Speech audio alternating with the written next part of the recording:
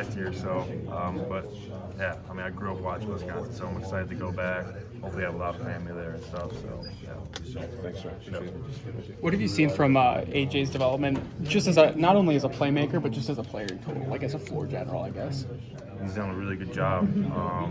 Probably his biggest improvement has been, other than maybe his like decision making, has been his shooting.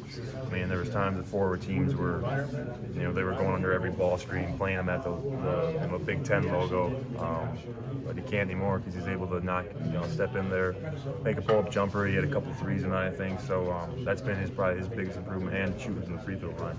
And then Coach mentioned your emotion has kind of improved this year, staying stable. Do you think that's kind of led to the consistency we've seen this year as a whole? I mean, I think my emotion's always been stable. He always wants me to show more emotion. So, but yeah, he's right. I mean, the circumstances are a lot different than years past. I mean, I play a lot more.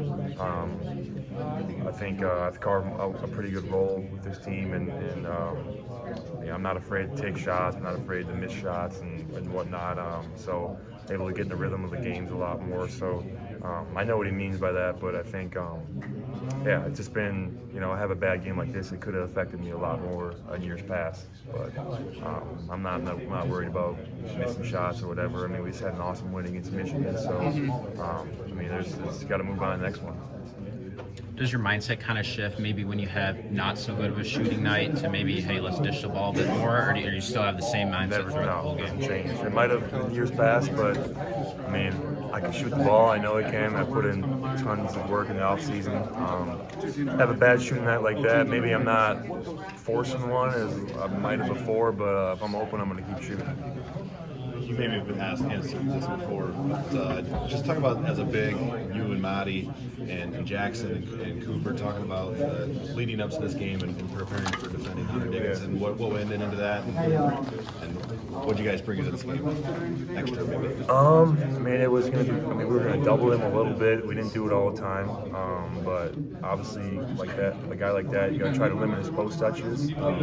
He's an All-American for a reason. He's gonna be able to score. He's gonna get his buckets, but just try to limit him as much as possible. I think Marty did a really good job making it nothing easy for him.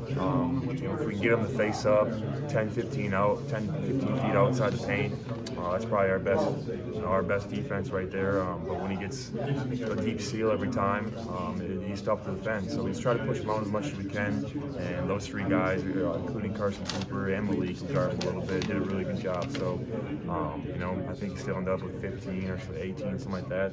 That's going to happen, but overall, they did a really good job.